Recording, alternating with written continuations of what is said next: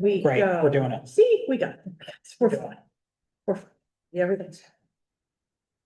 Welcome back, friends and colleagues. Now the rest of my internet is not cooperating with me. Anyway, let's wait. Okay. Okay. Yeah. Let's talk about the Iceman. So, who is the Iceman? Because it is not who I thought of every time I typed out the word the Iceman. He cometh. What does an Iceman do? Tim? An Iceman cometh. He delivers the ice, right? Correct. So that sounds like, I'm kind of making light of it, but of course it is this profession where it is a professionalized person who delivers ice to your home or business. Mm.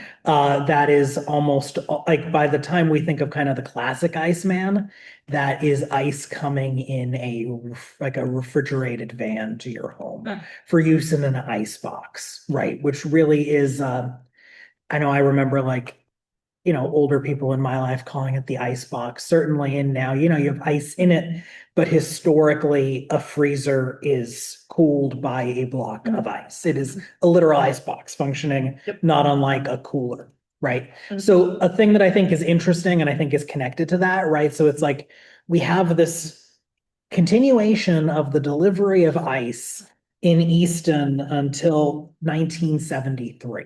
Which I want to kind of think about that as we kind of go deeper in this, right? But really, this is the story of one profession, the harvesting, preservation, shall we say, and delivery of ice with another profession / technology, refrigeration, right? So refrigeration as we know it is, of course, a very modern thing in the long scope of human history, right? We've long used ice to store stuff, but unless you're somewhere like the tundra, that's not necessarily good for all year round, right? It's going to do good during the winter. The first artificial refrigeration, as we would know it, is invented shockingly in 1755. It's kind of part of this mid 18th century technological excitement where there's all these experiments, right? Like a quote unquote enlightenment.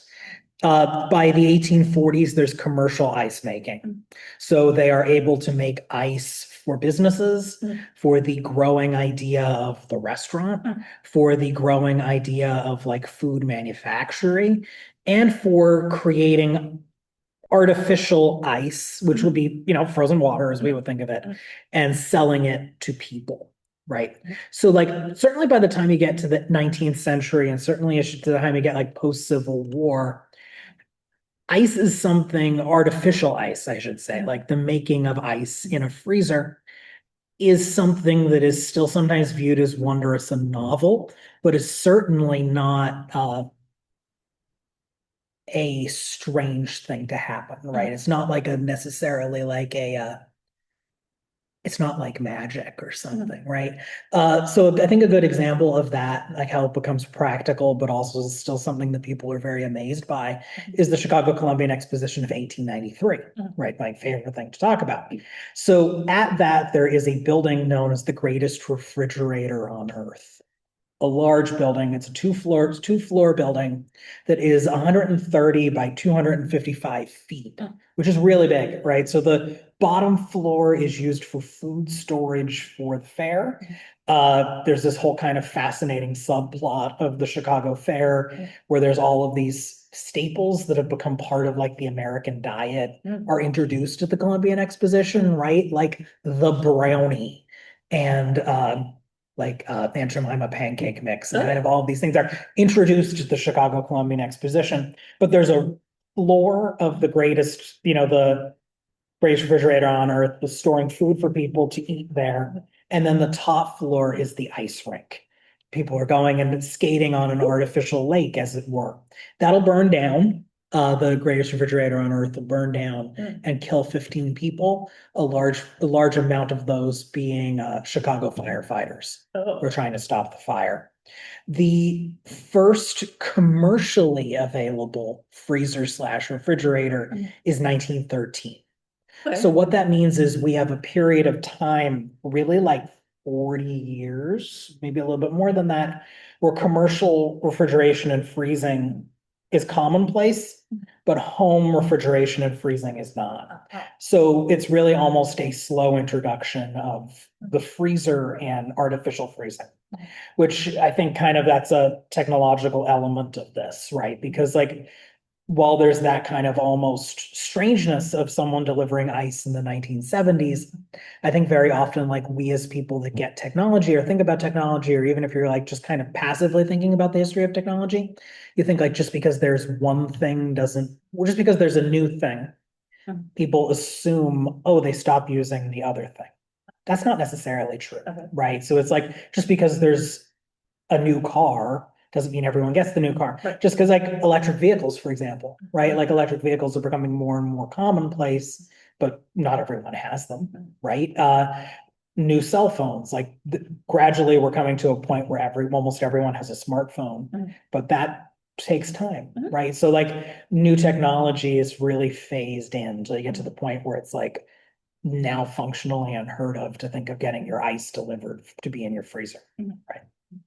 So if we're thinking, like, I know it's probably hard for, well, not hard for folks like us who study history, but the average person our age to imagine someone being an Iceman, like having an occupation as an Iceman.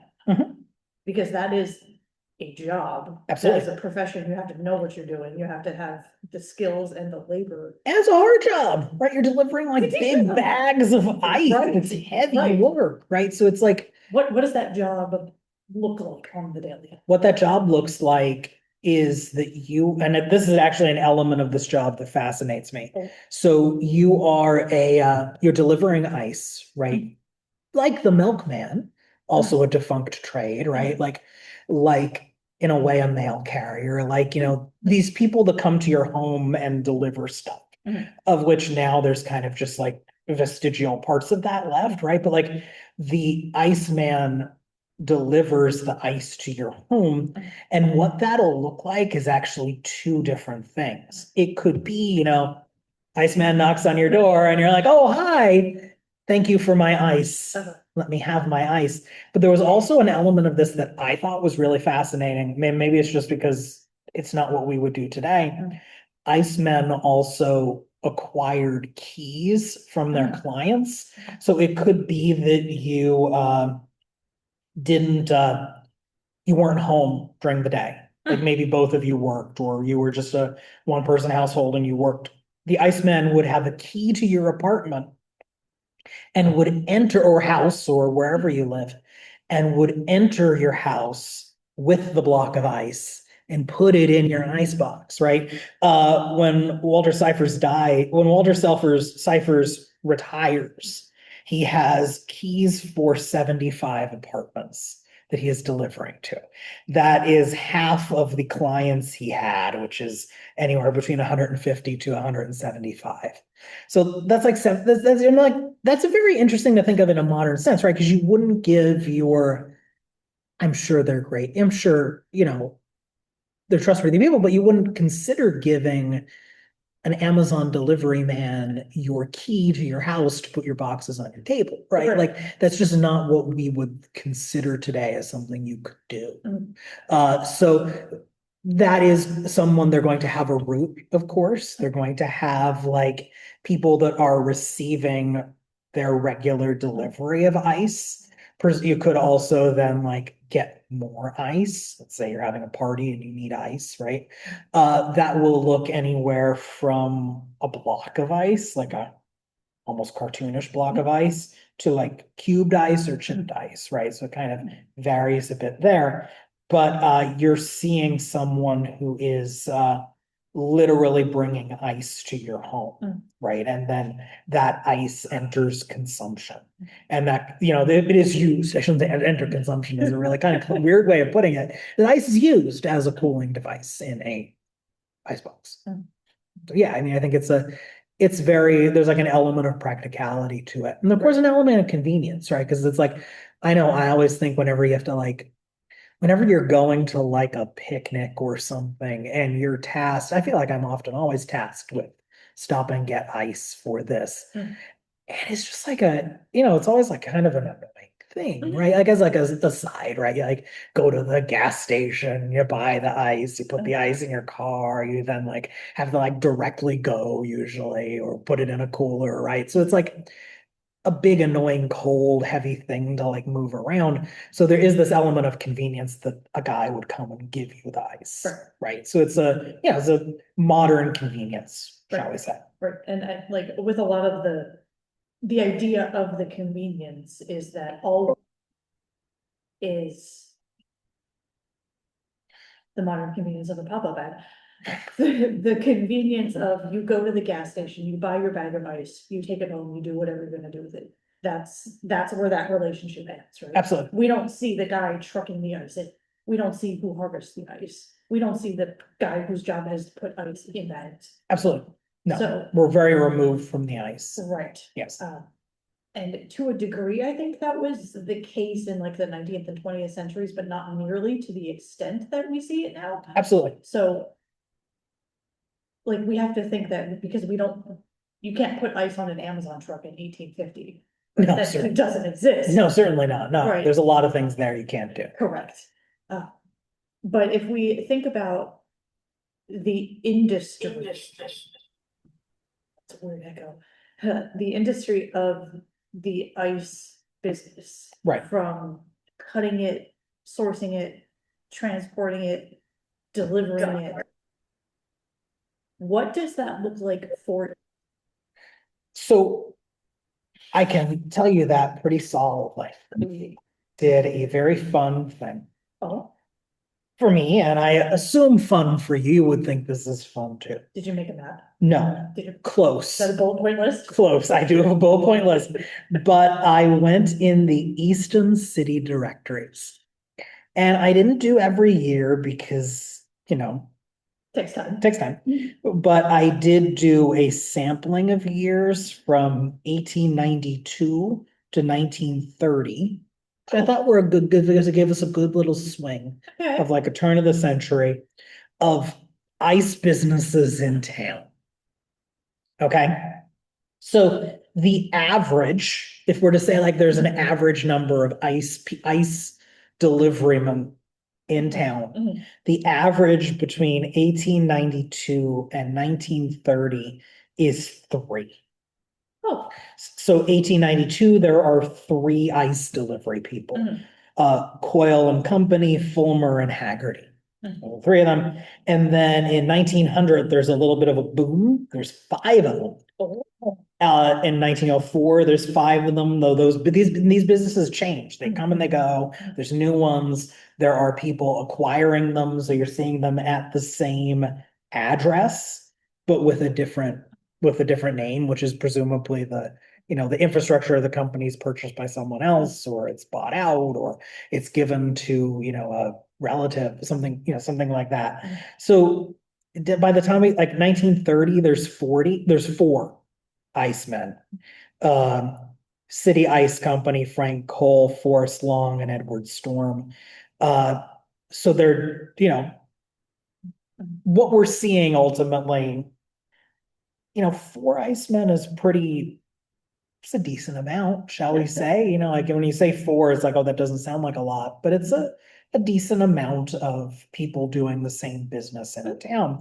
Because of course, what we're seeing, certainly the closer you get to 1930, and certainly if you were to keep going down this list or if this data continued to be compiled, you're seeing, I mean, definitely, in the 30s, it's going to be a problem, but certainly in the post-war period, post-World War II, you're going to see this rise of the supermarket, a rise of frozen food, a rise of the TV dinner, but that is all connected to the popularization of mechanized freezing, right? So like what we're seeing between 1892, shall we say, which 1892 is just like the earliest one that was kind of readily available, to 1930, we are seeing there's an enormous amount of shifting in technology, population, who is there, the world between 1892 and 1930. But you're seeing really functionally a stability in the industry. right? They're adding and subtracting. There are different ones. There's new ones that come and they go, but we're really seeing functionally that average continue, I think. And I'm not like a math guy, right? But I think that shows us that certainly in that, shall we say, 40-year swing, ice boxes were important and the delivery of ice maintained its kind of, viability. After the war, that's going to drop off, right? And certainly as artificial refrigeration becomes more and more commonplace, right? Yeah, so much happened after though. I feel like pre-war and then post-war is like your generational marker that everything is either like, you don't talk about years, you talk about before the war. We're from the electric age to the atomic age, right? It's totally different. Yeah. There you go. Yeah. Almost like it's important enough for us to call them ages. Ages, yeah. Imagine. Yeah. Imagine. Let's focus in on the real star of the show here today. Walter Cyphers. First of all, great name. Great name. I'd love a last name like Cyphers. As a historian, amazing. I'm fascinated by him in so many ways and how he was really this one guy at the end, like really holding out against this large scale. You're looking at me like I am. No, because he's almost like a character from fiction, right? Yeah. He almost feels like a metaphor in a way, or like or a metaphor or a simile, right? But there is this kind of like poetic element of that, right? Because it's this one guy, he gets into the ice business at age 11, where he's harvesting ice from local lakes for the City Ice Company of Easton, who is here on the thing. So he's in there since he's a small child. He and his father go into business for themselves in 1927. And then he is in business as the Iceman until 1973. A long career. That's a long career of delivering ice. That's do you measure ice in gallons? It's a lot of ice. It's a lot of ice / a lot of water, slightly less water than ice, but it's a lot of ice, right? So I think that like a thing about him that I think, so there's really our entry point to him, right? And kind of how we get to this point where we start talking about, well, you and I say like, let's do something about the Iceman. Is like, we kind of had a conversation where we're like, oh, it would be interesting to talk about like ice delivery. And we grabbed in the Janus Moyer library upstairs, we have vertical files on various topics that we're always pulling out and using for various things. And one of them is ice delivery, right? Ice House's ice delivery. And I'm like, great. And the really kind of star of that is a clipping from the Easton paper, January 15th, 1923, The Iceman Goeth, that is this feature story. And you can like, it's like this kind of delightful like biography of a man at his retirement, right? Like talking about his like career, the things he's seen, what it will be like to deliver ice into the 70s, right? Like he's delivering ice 4 years before Star Wars comes out, right? It's wild to think about these things happening simultaneously, but it's like this thinking of, so I think what is really interesting about him, right? So it's this window into a world that we don't necessarily think about too much, because you don't think about people getting ice delivered in the 70s, right? I certainly wouldn't. If you were to say like, when was the last ice delivery in Easton? I wouldn't have said the 70s. Right. But it's this like window into careers and jobs that we've lost, right? That are either replaced by technology or replaced by other trades, right? But it's also this really interesting window into a life that illuminates that thing I said kind of a while ago, I guess, that like, just because there's new technology doesn't mean old technology goes away. So like what I think is really key about that is that in that story, Cyphers says that he and his wife didn't get an electric ice box until 1968, the year before the moon landing, because he says, my wife feels the old ice box kept things better. I mean, maybe. Is Maybe this the who's point to where say? every conversation we say, well, they don't make them like they used They don't to? make them like they used to. And like, I think we could easily have a discussion there that's like a Luddite conversation, right? Like, like, oh, new technologies come. I'm going to avoid the new technology. I'm going to, do these sorts of things. But like, no, people had ice boxes. And of course, like to have an ice box requires a infrastructure around the having of an ice box, right? Which isn't like the ice box and all that. It is the delivery of ice. You need a steady flow of ice. Right. So you either need A, winter, or B, a person to deliver the ice Right. that's made artificially, Mhm. right? So it's like, I would imagine as ice delivery becomes, in fact, I don't imagine, I almost have a certainty in it, as ice delivery gets more and more infrequent, it is less and less tenable to have an ice box, right? Because you certainly could get artificial ice, but it's the point where you're going to be like either going to like somewhere and buying like bags of ice, or it's going to be something that like you have your freezer to make. Like, so it's like, you can imagine how that you almost have to eventually switch to a freezer. The same way eventually like people living in the modern world, you switch from like having dial-up internet to Wi-Fi, right? Or like fiber optic cable, so it's like you will still have it, like just in a couple of months, they're finally retiring the beep, beep, beep, beep, beep, the noise it used to make when you dial up to the internet. Like I read somewhere they're retiring that. It's currently August, at the end of August as we're recording this, and that's happening in September.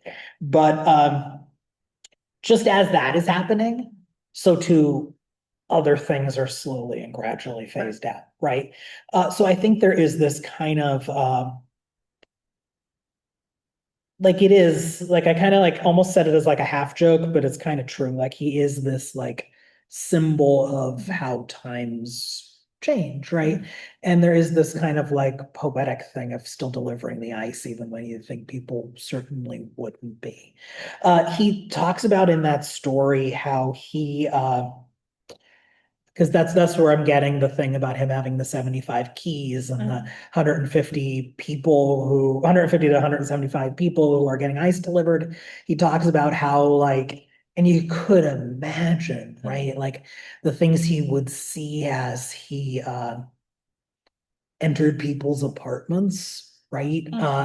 Including he like kind of jokingly talks about when he encountered a woman in the bathtub when he was delivering the ice, which I mean that must have been a shocking day for both of them. But it's really You because it's gave like me the key. the story is delightful, right? And it's like in a way that like newspapers are this like window into the past that like we're often using, and it's like I'm certainly like deep in finishing an exhibit that opens next month, read this history of media in Northampton County, that like really centers around newspapers, right? And like what they tell us about now and then. But like this story is just such this lovely feature story on a guy as he's retiring. And you could imagine it would be this like kind of like fun thing to cover probably, right? That is this like the old Iceman retiring, right? But it's really this it sheds a light, I think, on the 20th century in ways that you don't expect, right? Because I think a thing we often talk about both here and when we're not recording ourselves talking about is that very often like what's happening, like what the reality of all of this is very different than what you expect it to be, right? So like the continuation of people using horses instead of cars goes like later than you expect it to, right? So too this, right? Like people refrigerating later than you anticipate them doing so. Yeah. And one of the things, one of the many things that like fascinates me about like that transition period is that something that maybe they would have said or done in their heyday. Of course, we look at it now and we think, oh, that sounds like a snake oil salesman. I wouldn't trust him. Absolutely. But that was just their everyday, because you had to compete with how many other people that are in your field that know your industry. Absolutely. Like when he says that he is a certified solidified water merchant. My favorite phrase. It's so good. It's so good. It's so good. Because I mean, he is, right? He is selling solidified water. He's not That's wrong. what he's doing. It's so good. Because it's like definitely if you saw that, like, I don't know if that's on the side of the truck or whatever, but like if you saw that, you'd be like, yeah, it's exactly like I would enjoy that, like as a concept of something that lived in life, right? So yeah, I think there is, I mean, of course, as with anything, you have to like market it, right? Like inevitably, if you go to the gas station, I'm on the gas station where the ice is. Like for me, it's like a Sheets right by my house. But like if you open the thing, like inevitably there's a penguin on it, right? So it's like this way of marketing this like ultimately natural resource, right? Right. Like we all have ice, when we all have water, and we can turn it into ice. Mhm. But partly what you are, especially certainly in the modern world, what you're doing is buying in bulk and a convenience, right? You're buying Right. certainly you can buy a big bag of ice quicker than it would take for you to use all the silly little ice cube trays to make the And then same. unload it and do it again. It's just Do it again. It's so annoying. Yeah, exactly. Yeah, so and not so much to an extent, but he reminds me of a couple of the other, let's say, characters from Easton's history. And when he says, like, he calls himself the certified solidified water merchant, do you think that was like partially his marketing or partially just like him as being a fun dude or like both or sign of the times? I think it's kind of all those things together. I will say there is this almost decidedly, and I say this as like a Easton outsider, perhaps. I'm not from here, but there is a very particular Easton vibe, right? Into which that's a very like Easton vibe is a very like a modern thing to say that there's a vibe, but there's a very particular uh academic way of saying it would be like a placeness, right? Like there's a very particularness to this particular place.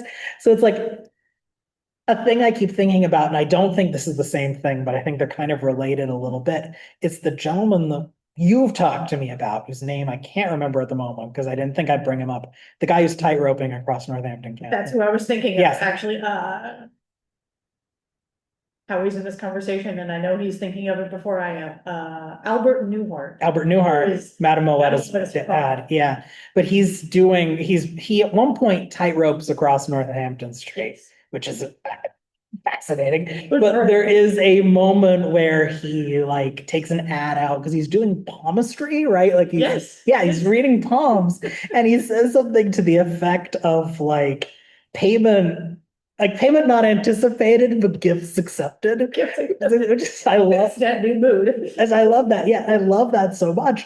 But it's like a very particular like because that's very different. Because I think like Walter Cipher is saying, hey, he's a certified water merchant. I think it is this very tongue-in-cheek thing. But I think it's like, so you remember, right? That I'm gonna I'll remember that. I'm gonna call that guy, right? Like he's my certified solidified water merchant. I mean, you think about WB Mason, you think about the face. The man with the face. The man with the face. Exactly. But I think there's something very almost like it's very Easton in a way that I have a hard time like putting a pin in necessarily, but it's very like it makes sense that both of those are in the same place. Unrelated, of course. Like I can't stress how unrelated they are, but there is a similarity to it that I think they both make sense here. Yes, and not to. Who doesn't like gifts either? Doesn't like gifts. So nice to be like, not expected, but appreciated. I appreciate the gift. Yes. Funny that and Newhart was also I'm gonna quote here. I don't know if he referred to himself as this, but he was a champion long distance walker. Same. $5 once. Don't shoot off that $5. That's a whole other thing. Yeah. But yeah, so I think I think there's an element of like irony, perhaps. I don't know. Yeah. Yeah. And to take our tiny riverfront city and broaden it to the larger scope of global events. Which we always do. Which we always do, which is almost as if it is the points of our profession, relate things that are happening now to events that happen globally. Who am I to say? But what do I know? Ice from the East Coast does not stay on the East Coast. No, No, where does that ice end up, Tim? you name it, Sarah, Is everywhere. it Bengal? It is Bengal. No. It is all sorts of places. So ice, well,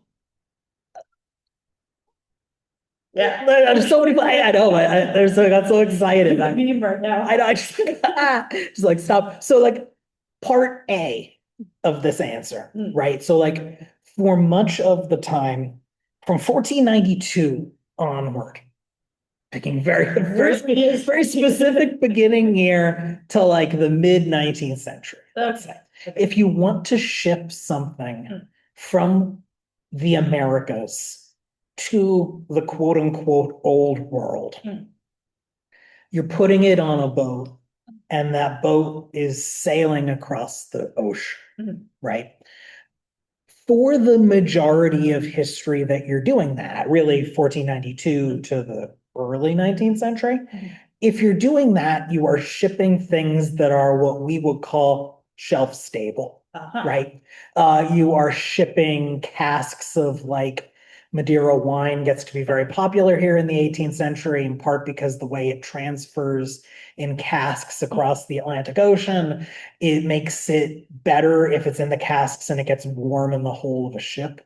Some things go bad when that happens, but Madeira wine, something about it gets better, right? So like if you're shipping anything across the Atlantic, you have to expect it's going to take a long time, certainly the earlier you are, and you have to expect it's going to get really hot on that boat, right? So if you're sending, let's say for no reason, chocolate from the Americas to Europe, you're sending it as like solidified blocks of chocolate, which is of course how much people drank it for much of history.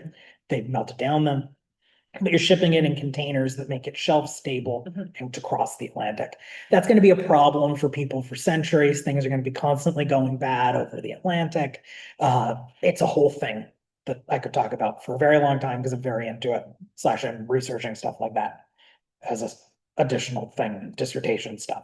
So that for much of human history was a problem.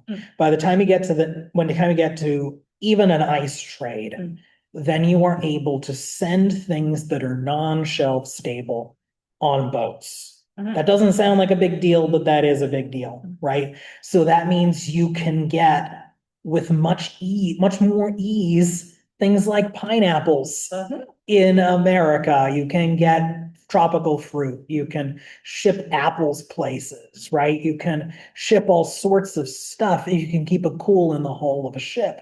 That'll become increasingly easier and easier and easier if you have refrigeration on those ships, right? So like part A is that ice from the East Coast, including from around here, is going on boats and is going everywhere, in part for the boats to be moving material everywhere, right? Keeping things cool, the same way you keep things cool in an ice box.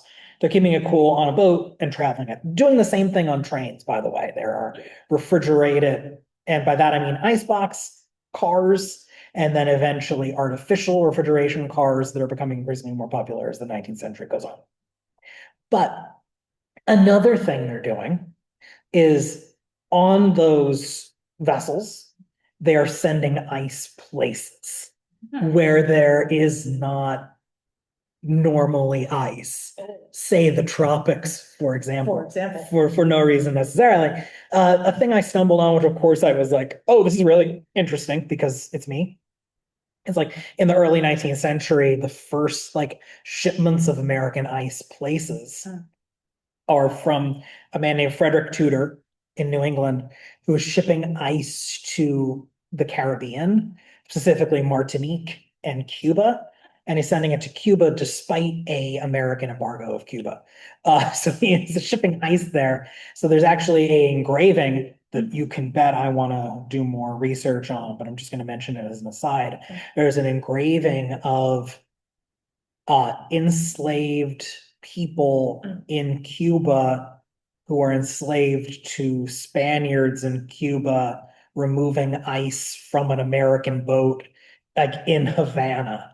It's like that's a whole thing. That's both horrific and fascinating, right? The other kind of classic example is they're sending ice, yes, to Bengal, to India, right, for the British to be colonizers, because this is, of course, the story of people who are like the subplot here, or not even the subplot, the main plot is that what you have for this part of history, and for since 1492, shall we say, are people who are in more or less temperate climates, let's say Northern Europe and North America, who are colonizing parts of the globe that are closer to the equator. What we would call the global south now, but are like places that are hot. So those people from up there want things that are cool where they are. So you'll get like British governors in Bengal wanting ice for them, right? And like as an aside, because why not, right? So it's like you get ice going into India. And do you know what that leads to, Sarah? I'm gonna guess, but I'd like to hear it. It leads to the gin and tonic, of course, right? My mixed drink of choice, if you will. The gin and tonic, as we know it, is invented by the East India Company. Oh, Friend of the show. Enemy of the show, someone we talk about a lot with surprise, right? So it's like character. gin and tonics are invented as an object of colonialism, right? So it's tonic water contains quinine, right? Which is grown, it's actually grown in Peru. And quinine, for much of history, is an anti-malarial drug. So quinine is an anti-malarial. Quinine tastes bad. Like especially like quinine as it was used medicinally is just kind of like a shot of quinine, and that's deeply unpleasant. So they add it to water, which they eventually make fizzy water, tonic water, and then they'll add things to it to make it more palatable. Really kind of where they settle on is tonic water, gin, lime, and a little bit of sugar. Okay. With the sugar, sometimes take or leave, right? So it's like quinine, the anti-malarial.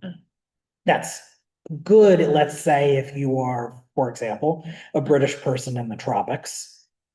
You don't want malaria is bad. Yep. Yeah. So quinine, you get lime, which vitamin C, good for scurvy, right? The kind of very simple answer to scurvy, which is, of course, a vitamin C deficiency. So the quinine, I was trying to think of the ingredients I hadn't mentioned, the quinine, the lime, and then the gin, which is from, your alcohol there. But gin is actually medicinal because or viewed in like a historic sense as medicinal because it has aromatic herbs in it. So it has like a humoral function to it. So like a gin and tonic is actually really ultimately a medicinal drink. But like that is like popularized as the gin and tonic we think of with ice in it, right? So it's like, I always think of, whenever I think of like that ice trade, I think of like a British colonial governor in Bengal, like, and it's like, hot, and because it's where he is, and he's sitting on his veranda having a gin and tonic, right? It's very, it feels like almost like something, because of course it is like something from like an Agatha Christie novel, right? So it's this almost like absurdity to it. And it's of course like the absurdity of colonialism, right? So it's like we are sending, it's this massive global trade of ice from places that make up places where ice is harvested to places where ice doesn't happen. And of course, then you'll also see like ice manufacturers, that becomes a thing, and that'll kind of come into these places as well. And then of course, artificial refrigeration. So the short of it is there is this time in which you could have like local ice ending up in like Cuba or India, which is weird to think about, right? Or it could be being delivered in Easton by the Iceman. Whole lot to unpack. A lot to unpack there. Us being a former colony. A lot to melt, yes. We don't have time. We don't have time. No. Howie also, reminded us that Albert Newhart also went by the nickname, Professor Albert Newhart, and he was not a professor by any stretch of the imagination. So, you know what? What do I? Nobody could prove he wasn't, so I love him. champion long distance walk. So good. Good for you. You. Anyone have any questions about the ice trade or our man Walter Cyphers? Or dare I open up the floor for discussions on colonialism and trade? No, Zoom will kick us out That's a lot, yeah. before we start there. Anything you want to add on that we didn't talk about? I feel like you know more about Cyphers than I do. I think we probably hit everything we want to hit on. I think. Solid. Yeah. Solid. All right. So we will have one more conversation for this year before we take a brief break to do our daily lives. Do our 2026 business. Yeah. Oh, yeah. I keep saying slow down as if it's not. Yeah. Tomorrow. Yeah. So next and final conversation of the year will be Wednesday, September 24th at noon, and we are going behind the scenes of the new exhibit, Read This. Probably do it in, read this.